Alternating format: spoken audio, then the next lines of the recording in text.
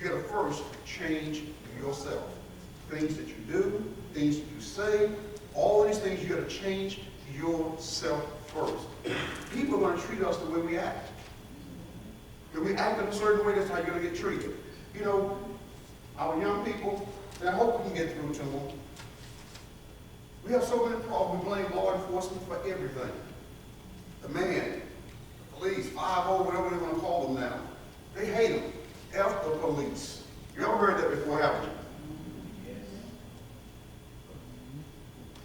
But you know what? It's not the police that are the problem most of the time, saints. Somehow we've watched enough news, but the news has convinced us that the police officers out there all day long, 24 hours a day, or every day of the week, waiting to do nothing except shoot young black men, kill black people.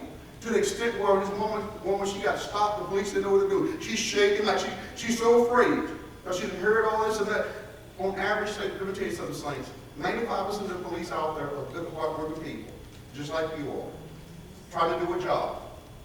But yet we vilify them. We allow people to do that to them. And you know what? And the police know your friends.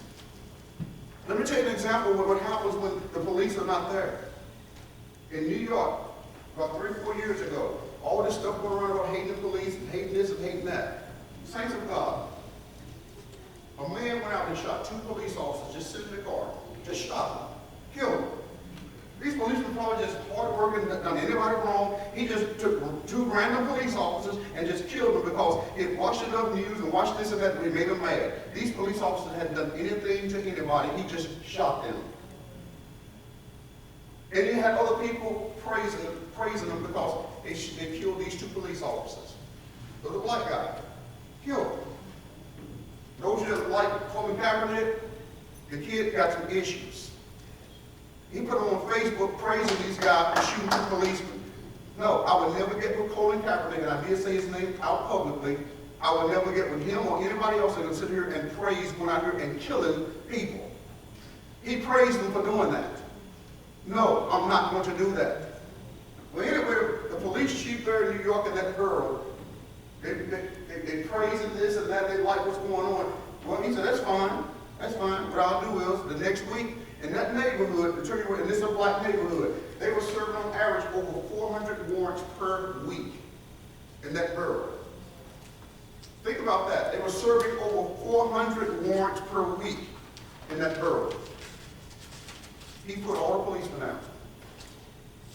They're a danger. You all don't like them that much. You know what? We can't have them over there in prison.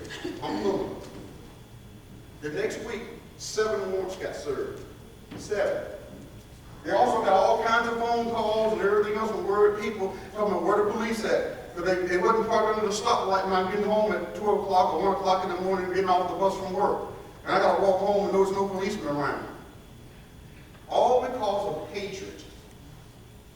Then you take away the police who are the ministers of God.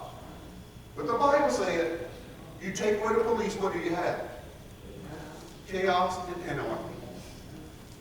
But yet here we are going around here with all this hatred in our heart, blaming the police for every bad thing that happens in our community. I even had someone to tell me one time, blame the police for these young people out here shooting one another. I don't know how they got there. I have no clue how they got how that got in their mind. But saints, until we can own up to our own situations, choices, or whatever things that we have done, we're never going to move forward. As a race of people, and I'm preaching this here not so much to some of you, because some of you know this, but I want you to go out and tell your brothers and sisters and sons and daughters and cousins and nephews and everything, tell them what I'm preaching to you today. Stop blaming the world for their situation and their lot in life. Now, ex-felons always come to me and talk about this and that and everything else. And you know, and if you can't get a job, or can't get a scholarship, can't get grant funds and everything else because you got a felony, you know what? Who told you to go out and do what you did? Whose fault was it that you went out here and sold drugs? Whose fault was it that you went out here and shot somebody? Whose fault was it that you broke into that liquor store? Whose fault was it that you went out and did what you did, that you have a felony on your record and now the doors are shut for you. Stop blaming other people. You made the choice. And you gotta you gotta tell people this.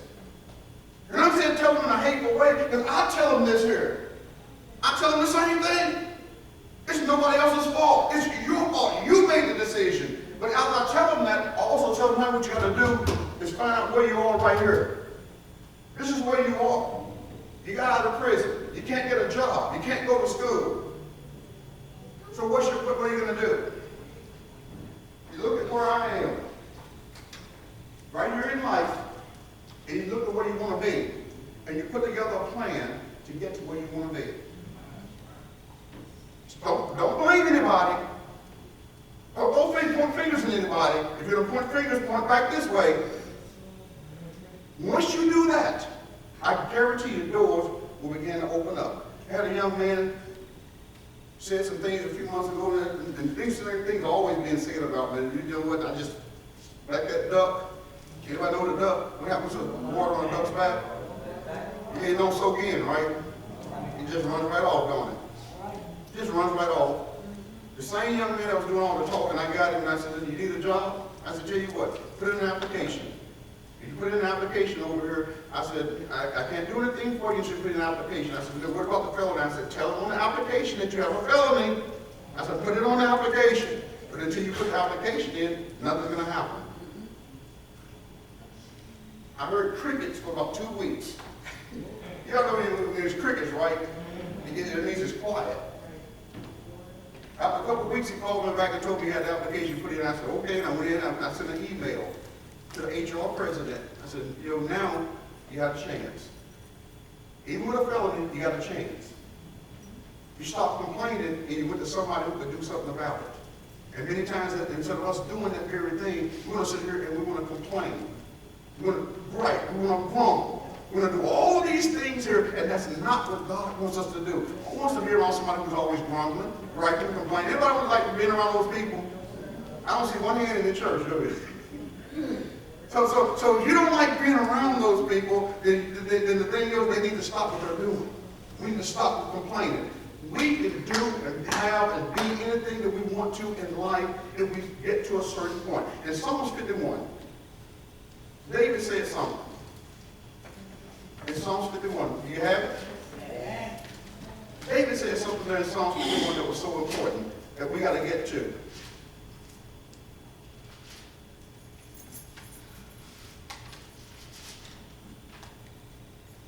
And look what David said here. He said, have mercy upon me, O God, according to thy loving kindness, according unto the multitude of thy tender mercies, blot out my transgressions. Don't remember them. Go away with them, God. Wash me thoroughly from my iniquity. Iniquity is hidden sin, that's on the inside. From my iniquity, and cleanse me from my sin. For I acknowledge my transgressions, and my sin is ever before me. In the next verse, against thee only have I sinned and done this evil in thy sight, that thou mayest be justified when thou speakest, and be clear when thou judgest. What King David was saying here was, I did it. I'm not blaming Nathan who came and told me about my evil. I'm not blaming Bathsheba because she tempted me. I'm not claiming Uriah because he shouldn't be married to that woman. He didn't throw any blame on anybody else. He took the blame squarely upon himself and said, before thee and thee only, Lord, have I done this evil. See, one of the things is that we've got to be able to say, well, no, I'm not blaming anyone else. Until we get to that point, we can't even get the forgiveness of our sin. Adam and Eve, they couldn't get forgiveness because they didn't want to own up to what they'd done. He said, I'm cursing the ground. I'm going to curse the woman in childbearing. He said, because you have done this. Now, if you own up to it, you know what I've heard of some women that go, anybody ever know, yourself, women, have ever gone through childbirth and not having any labor pains? I know one lady said she didn't have any labor pains. I said, my goodness, I don't know how that happened. Maybe God was merciful. But the thing is that God put that in place. But David here, he said, I did this. I'm taking ownership of what I have done and my sins, the choices I made, the decision I made. I chose to go sleep with that woman even though she was married. I chose to have that man killed and to cover it up. I did that. And I'm not blaming anybody else for it. I did that. Now David was a man lived after God's own heart. Did he say that? He was a man, he's still a man after God's own heart. But the thing is, it didn't mean that David was perfect. But it meant was that David had a relationship with God, he loved God, and he loved God enough to where he would go back to him and say, Lord, I did wrong. I messed up, I sinned, I haven't done the things you told me to do. And he said, David, see, that's a man or woman after God's heart. And it'll tell you something else. The Bible talks about God loves them of a contrite spirit. And contrition means to be sorrowful, to be regretful, to be contrite spirit. And God loves them of a contrite spirit. You can show remorse. You can show sorrow for the things that you have done. Now, how many know that when you are sinning, unless you said godly sorrow does what? Godly, not sorry, godly sorrow worketh repentance, which means brings about a change. In other words, if I'm truly sorry for what I've done, the way I've lived, if I'm truly sorry for it, I am going to change, I'm going to turn, and you're not going to see me doing that thing again.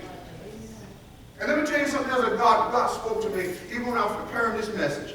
Saints of God, there's things and there's vices, there's things that you're trying to overcome. Let me tell you what you have to do. You have to not give up. You have to not give in. And what do I mean by that? When you're trying to overcome habits, addictions, problems, habits, whatever it might be, when you're trying to overcome those things, you may be working, you may be praying, you may be fasting, you may be stretching out before the Lord, and you may fall. What are you going to do? What the devil is getting in our mind, it don't do good, you just can't do it or whatever. God don't want you coming before him. That's the biggest lie from the pits of hell. What you have to do is say, I'm not giving up. I'm not giving in. I'm going to stay right there. I'm going to fight. Until one day when I find that I have overcome all things. For we are more than conquerors through him that loved us. We are more than conquerors. And there is not one habit, not one sin that's in your life that you cannot overcome if you let the Lord come in and do it for you. But when you fall, you get back up and get back on your knees and you stay right there. Too many times when we do, we stay and we wallow in the mire. We stay right there. But God said, no, you don't need to wallow. Get back up like David did when David said, against thee and thee only have I sinned. What David did, David acknowledged what he had done. He acknowledged his wrong. And that David did, he went into the temple and he stayed on his face and fasted and prayed for 7 days. Even though he knew he was wrong. God, don't let the child die. Nathan had prophesied and told him that the child was going to die. And David said, oh, maybe I can change God's mind. But he went in for 7 days and God didn't change his mind. The baby died. And David heard a murmuring. He was praying. He heard some murmuring back there. And he was praying. And when he heard him, he knew that the child's dead. He asked him, they told him, yeah, the child is dead. David got up.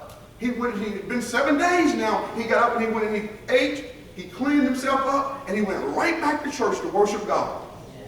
Saints, you got to stay before God. No matter what situation, no matter what condition, no matter what you've done, you got to stay before God. That's the only way you're going to overcome. You know, I read something about your husband, Sister Tyson, when he wants to do some things, and I said, I'm going to have a chance to talk with him. But saints, some things cannot be done without God.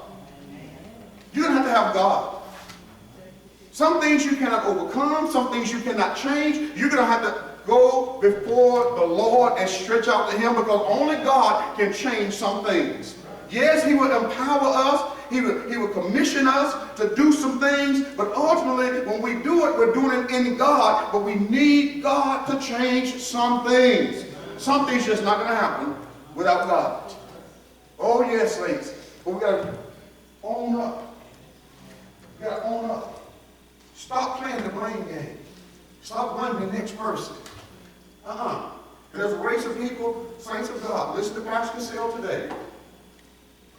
Stop blaming white people, rich people, the police, the presidents, and who have governors. Stop blaming these people for your lot in life. There's too many examples of us, people of color, that have made it. And when we make it, they're not sellouts.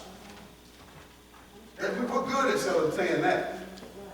They ain't never a sellout. They got that job because they ain't never a sellout. They got that position because they ain't never a sellout. No, no, no. Maybe they went to school and applied themselves.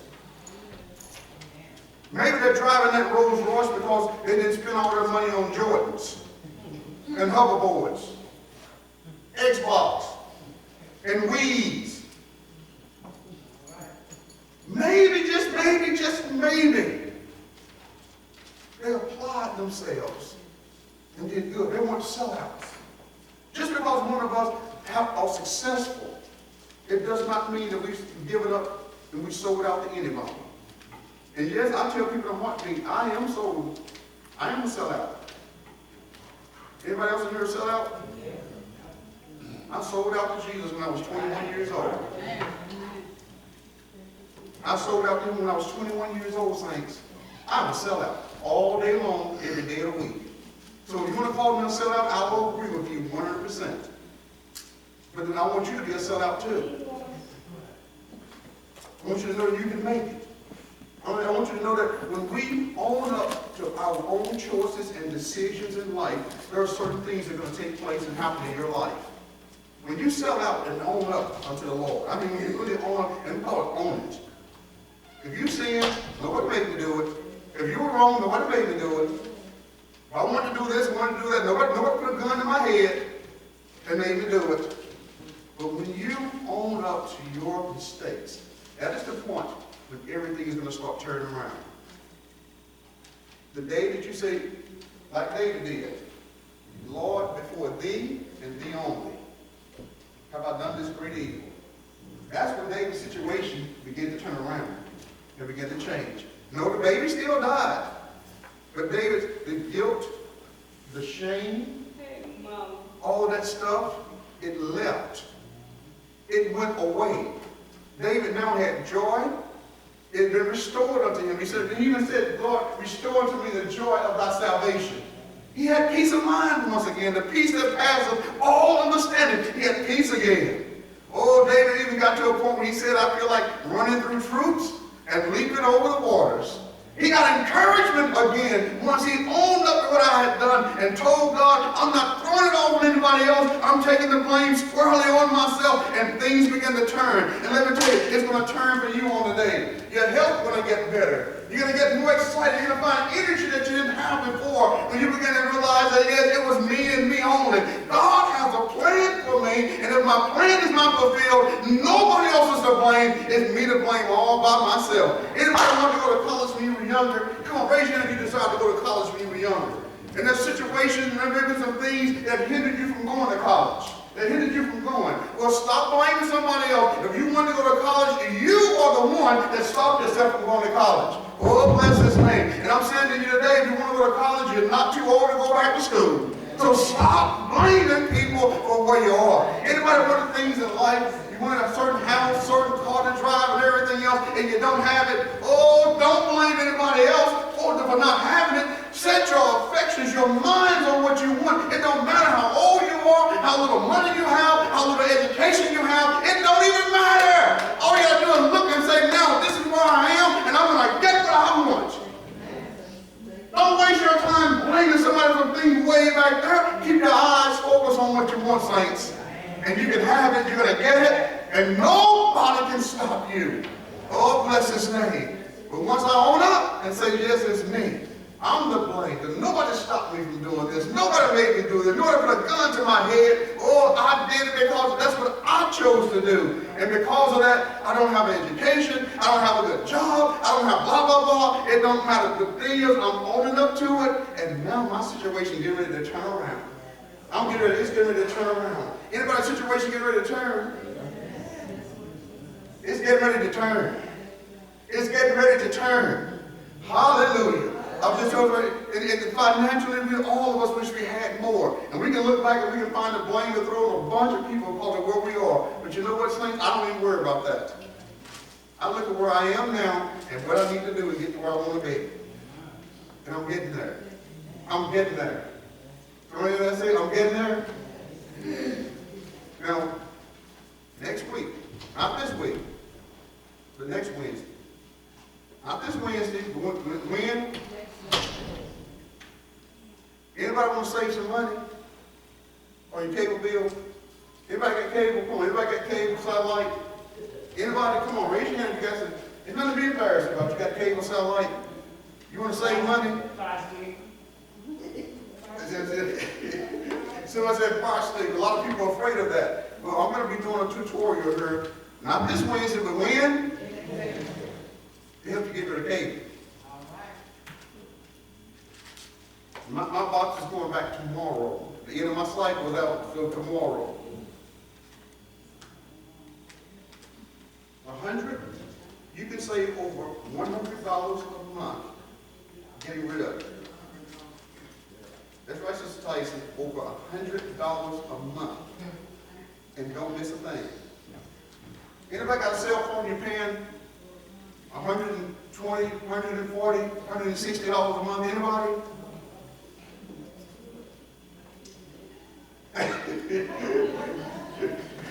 She said her kids pay her, she don't have a bill. I said somebody on the other side, on the other end of the bench can say that same thing. But I found a cheap way to even pay hers, so I ain't worried about that. So she don't even worry about it. She tried to pay me for it, Sister Merle, and I won't let her pay me. But people are telling me how much they're paying for their phone bills. And thanks to God. There's a place called Cricket. I'm giving them free advertisement today. So I don't blame people for me not having enough money. I find ways to get around it. Right. I don't blame AT&T for overcharging me all those years. I just found a way to get away from AT&T. So I'm not bitter. I just found a way to get around it. 4 lines.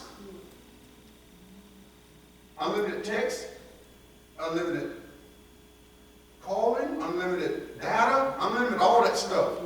4 lines, $100. If you would just want to do 1 line, it's 40. 2 lines, 70. 3 lines, 90. But the thing is this here. Just think about this here. If you were to do that, why can't you all go together and get a phone plan? Now, friend, you got 1 phone, right? Sister Daisy, you got 1 phone, right? Anybody else in here just got 1 phone? Sister Nanette got 1 phone. See, sister, that's 4 people right there.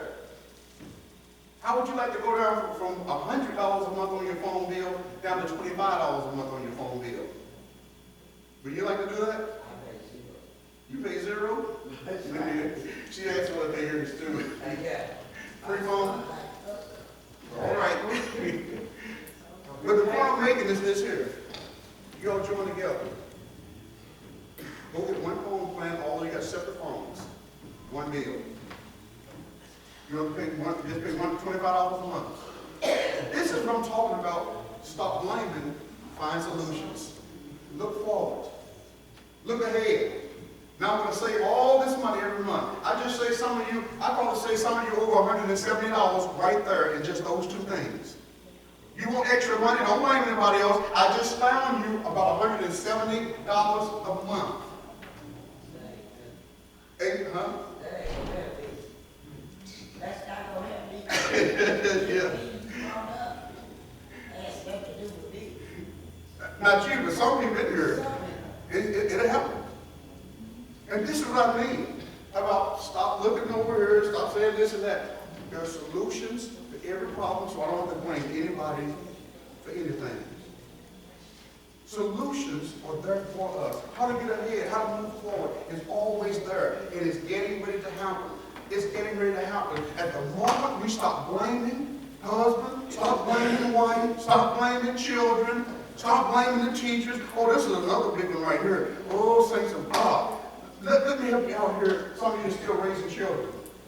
Those teachers are not always important at school. Some of these children are bad.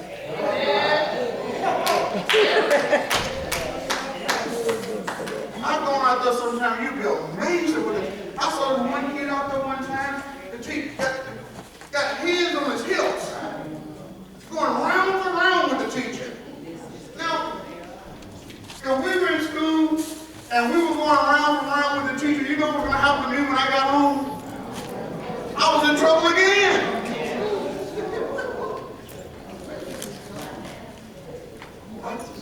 We would have blamed the teachers and the school and the administrators for everything, saying, oh, let's stop doing that. Let's take a look at listen, you know your kid. They have to come at home. You know what they're doing in school. They ain't no different in school. So let's stop blaming everyone and let's move forward. If their grades are not good, don't blame the teacher. Because in the end, saying, the teacher couldn't care less about your kids' grades. They're not paid to care about your kids' grades. They're paid to teach. They're not paid to care about your kids' grades. If you're really concerned about the kids' grades, what you're going to do? You're going to tutor them, you're going to work with them, you're going to do whatever you need to do at home, yourself, and then you'll see the grades go up. Stop complaining, stop grumbling, and take ownership. Maybe I should have taught that kid their colors before they went to school. Maybe I should have worked with them with the ABCs before they went to school. Stop blaming other people and let's take ownership, saints. We're going to move forward. It's going to happen. And with the help of God, I see greater things for us. Oh, bless this name. God bless you. This is not like history on today. I told you, I don't want to go way back to other stuff. I'm creating history right now. And let me tell you one other thing that God gave me. Right now, in our churches all over this country, we're seeing an aging population in our churches. Everywhere. Everywhere. How does it happen? What am I talking about? Young people don't need God anymore. Sarah? Tyson? Missy? Akila? I'm trying to find you. Brian? Brittany? Fred? No, yes. No, not Fred. Not Fred. But young people don't need the Lord anymore, and so consequently our churches are getting older. The average age in our churches is going from here down to there. Anybody remember about my age? Remember when we started serving the Lord? When I got saved, man, there was young people every day. Every day. When at Mercy Seat when I was a kid and we used to come to church here, man, you can see on the youth day, the choir stand was full of young people. I mean, just packed from side to side. Our Sunday schools, oh, Sister Ann, you remember how Sunday school was? Oh, well, you really wasn't here. But Sunday school at Mercy Seat, I mean, they had class here, class there. We didn't have classrooms back then. You had to put them in different sections in the sanctuary. They had kids all over the sanctuary. We had VBS. My goodness. We couldn't find enough teachers for VBS when I was a kid. Because those young people came to church. Teenagers, young adults, they came to church. Our population and our churches are aging because our children, our young people, they have no need for church. Isn't that amazing? And I find that our solutions to going on our programs now that we want to do, we invite all this church over here, this church over there, trying to make a crowd. That's not the solution, saints.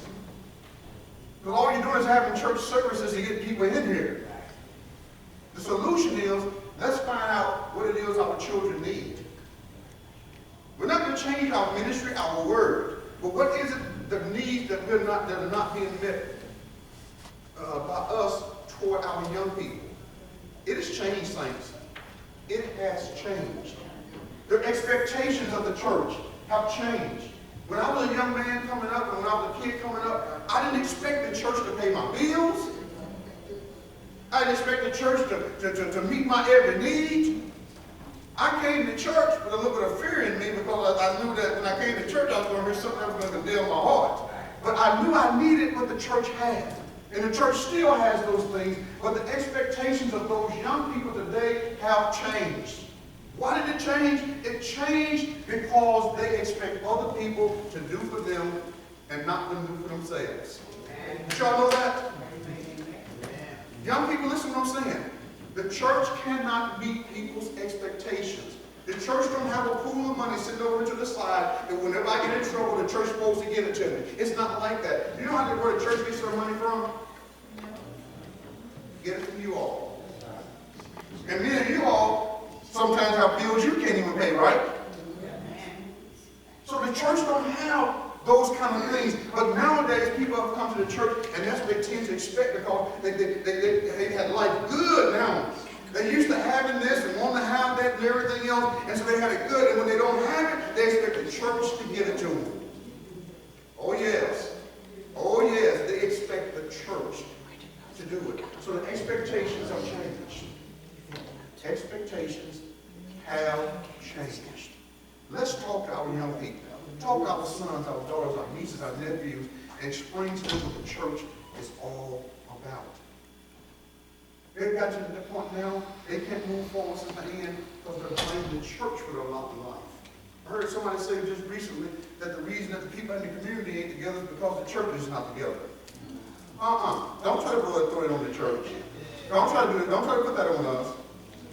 You're not together because you all don't like each other. Don't blame it on the church. But this is what I said before, part of the blame game. But it's up to us to tell our people what church is all about. Church is about serving God, getting closer to God, getting encouraged, getting enlightened, learning every day on how to live and what was to expect and how we can make this thing work for us. And yes, the church has a natural and a spiritual ministry. But we got to get people to understand what the church is about. And we are not changing, saints. The church of God does not change. We may change the way we minister in certain ways, but we do not change the stance that we take for the Lord. I don't care what they say nowadays. Oh, look at the gay community. They hate the church. They absolutely detest the church. And why do you think the gay community detests the church? Talk to me today. Why do you think the gay community detests the church? Because of our standards. They don't change. We don't take down on them. We love you, but you're wrong. Amen. We care about you. We do what we can to help you, but you are wrong. We don't change those standards. Why do you think politicians really don't like the church? They want to use us to get votes and everything, but do you realize why politicians really don't like the church? Our standards. We're not going to believe, I don't care what they're saying. Abortion is still taking an innocent life that God has given and is not going to change in the church. They don't like us. We may change the way we minister, but we'll never change the stance that we have. And that's why saints for today, we're not blaming anybody. We're not blaming the politicians. At some point, when we allow God to truly come in and have his way, they're going to come flocking to us. And they're going to take one of the Bible said in the last days, they're going to do what? 10 of them. 10 shall grab hold of the skirt of one of us. Say, we want to serve your God. We want to walk the way you walk. But we got to hold out. We got to stay right there. Think about that. 10 of them for every one of us. They're going to come and grab hold and say, I want to serve your God. But they're not going to do that if we continue to take down and compromise. Saints, we got to do it. Own up to the fact that we as a church, we have compromised, haven't we? I'm not saying versus, see what I'm saying? As a whole, the church world, we have compromised. If we own that, we can get back on the right path. We own it. Somebody was sharing with me the other night. They said that, Pastor, next year, I'm doing it. Next year, we're going to do an annual pastor anniversary. It's just going to be in-house. It's going to be Sunday morning service. I said, oh boy, it took some a while to catch up with Pastor Cassell, but eventually they're catching up. They're catching up. Why? Because I did not care what other people were doing, what other people were saying. At some point, people catch up to where you are when you're doing it the right way. I don't have time to get into that. I find more also with other preachers said, Pastor Cassell, you're so right. Said, I just started doing it myself now. I don't have all those programs in the afternoon. He said, I bring people in on Sunday morning. It may have taken them a while to catch up, but they eventually catch up, saints. But we got to understand that we can't take down, we can't surrender, we can't be concerned about what other people are doing. We just got to do what the Lord tells us to do. And if God told us to do it, and see, I told you once before, one of the biggest problems that we have, we don't want to change. It's hard for us to change. But when we say, Lord, whatever you want me to do, He's going to ask us to change some things, but we got to be willing to do it. And eventually, saints, I'm not saying I'm that what you call it, the radical head person. I'm not saying that. I'm just saying I knew what God was saying to Pastor Cassell. I wasn't afraid to change. But now I'm finding that other people are changing to keep pace because they find out that what we're doing is very good. Same with Mercy Seat. Y'all just don't know. Yeah, because I don't tell you all this all the time. Mercy Seat is a leader in so many different things. Did y'all know we have like 7 or 8 different churches right now trying to find time? They want me to come over and do a seminar for them because they saw what you all did here. I just said what you all did here. And they want to find the secret of what we have done, what we are doing, so maybe it can help them. You all are trendsetters, Mercy Seat. You didn't even know it, did you? You are trendsetters, but you were not afraid to change and to do things differently. And that is the key. If we follow the leadership of God, own up to our mistakes in the past, and yes, we did make some mistakes, didn't we? Yes. God will turn it around, and He shall do it constantly. God bless you. God keep you. I know we got a dinner coming up. This is going to be our communion on this month again. You all know me. Communion is me sit down and have a full 7-course meal. I don't know everything that's been prepared back there. Everybody ready? Yes. Amen. So what we're going to do, we're going to dismiss to the fellowship hall, and then we're going to go in and do our communion service there in the fellowship hall. We're going to get everybody sit a seat first, and then we're going to do the ceremony, and then they'll instruct you all on how to go from there. So you dismiss now. We're not dismissing service right now. We're going to dismiss to the fellowship hall. And as soon as everyone gets set, we're going to go ahead and do our communion service back there. God bless you, and we'll see you in a few.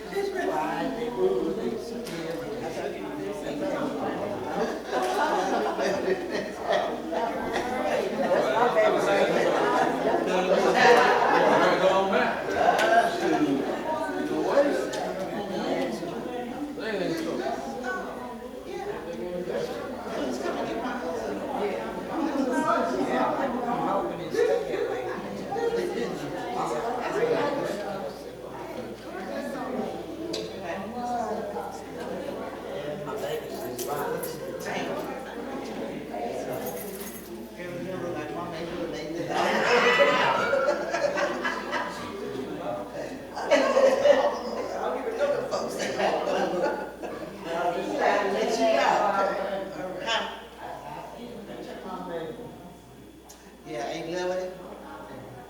Lily Swope? You know her? That's a cookie with a line on it. What's her name? This a forehead. Don't shit up. I'm serious. Yeah. Because when you look at T guys, yeah, T guys. Really? Okay. Look at her. Look at her eyes. See. No, I say Mama ain't Willie and ain't Lily. With that hat. Yeah, I know Miss Lily spoke. Your mama, your grandma. From wears the here, hats. real from Yeah, here, she- yeah, I see Miss Lily. Yeah, she is that. That's what Billy used to say all the time. Did it? But I heard about you. Favorite ain't Lily. Oh, okay. I don't know, but I'm trying to catch up on it so they can put my I know, bag but in they the still, car. yeah, that's what I do in mind. Y'all can put something